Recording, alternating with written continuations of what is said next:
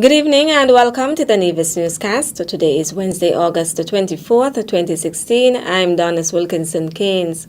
A bridge improvement project has commenced in the St. James's Parish, one that Minister of Communications and Works, the Honorable Alexis Jeffers, believes is welcomed by the residents of Barnaby. Minister Jeffers yesterday, Tuesday, August 23rd, visited the site of the project.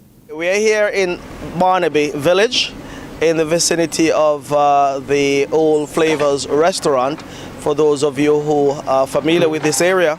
And what is happening behind me is that we are having some improvement done to the water course here in the area, in that the previous bridge that was built some 20 years ago was inadequate for the amount of water that would come down the gut from the Island Main Road leading to what we call Long Hall Bay.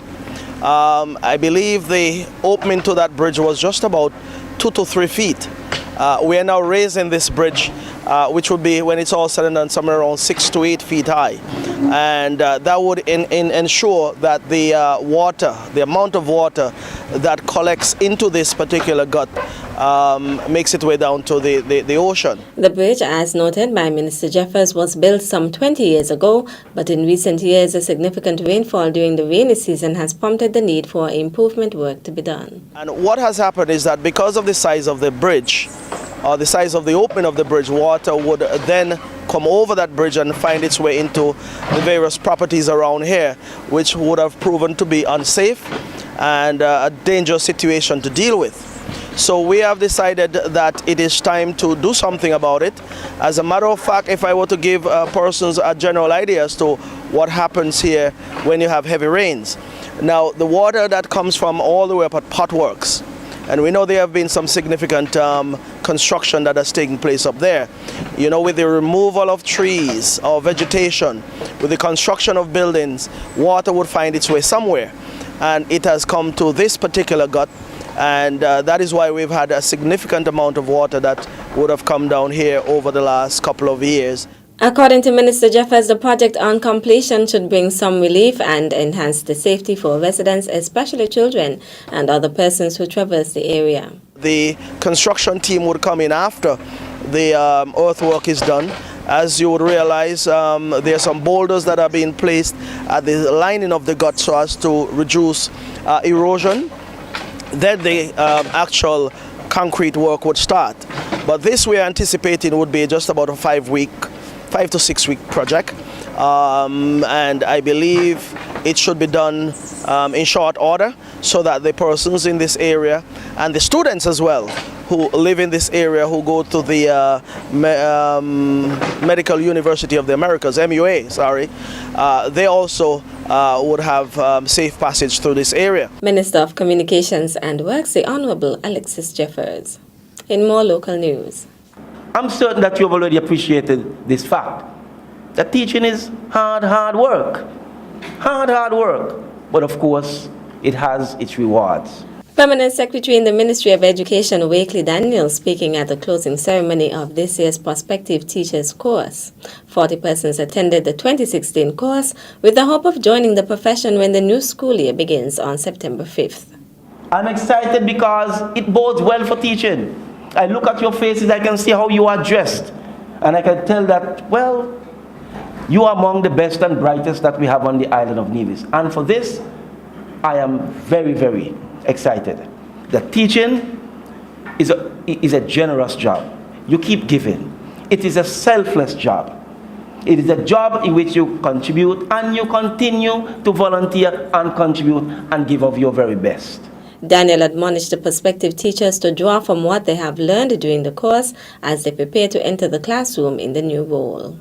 Use it to change the world. Use it to change somebody's life. Get involved in the school activities. The fair, the sports, whatever they are having, get involved.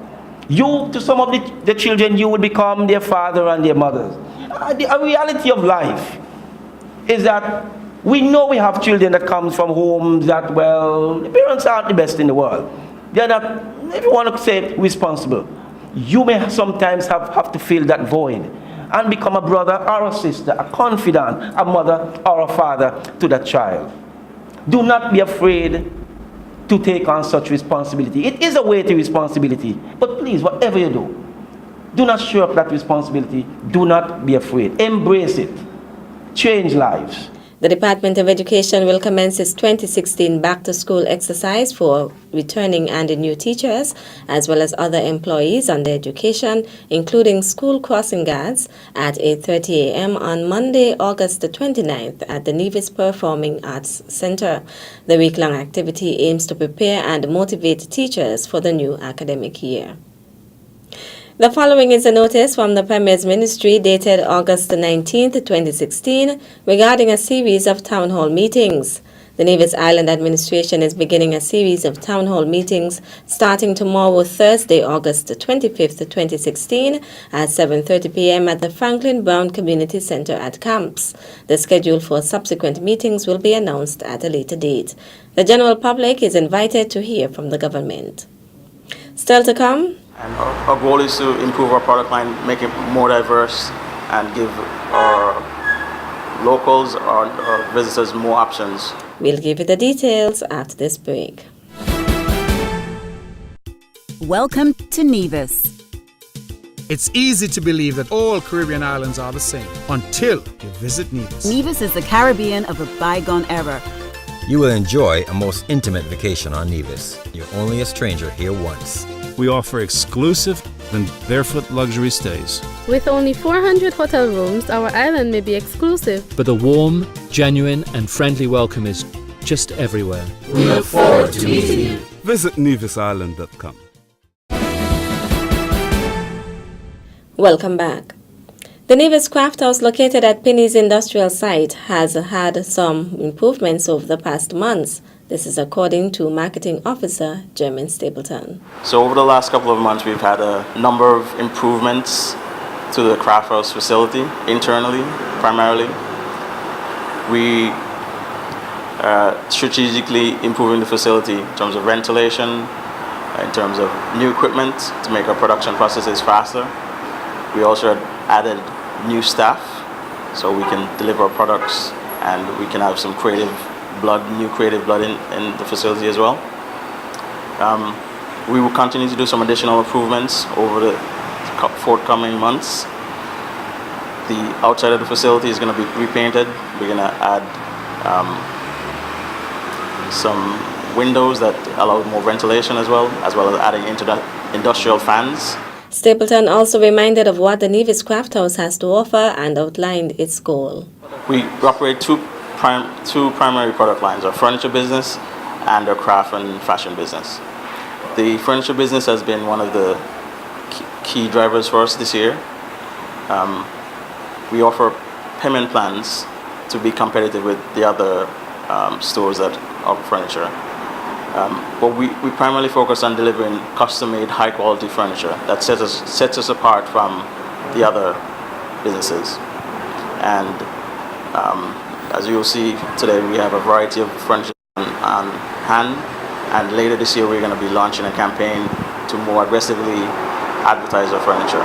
We primarily use local materials, and we are refining our products every day to deliver smaller products that are easy to travel with, more unique finishes and mixing materials.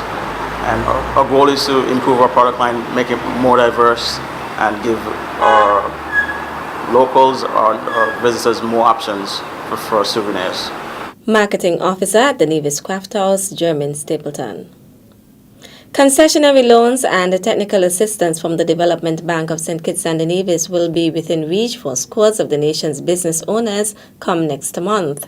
$25 million will be invested further into the Fresh Start program in a phased basis, starting with a tranche in September.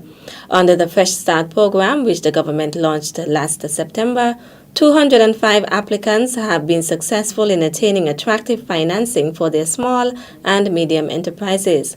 These businesses involve trucking, taxi and omnibus operations, cosmetology, broiler chicken farming and layer bird production, pig farming, catering, e-commerce, light manufacturing, agriculture, agro-processing, arts and crafts, music, and videography. Prime Minister Harris says persons who have benefited from the Fresh Start program range in age from 25 to 45.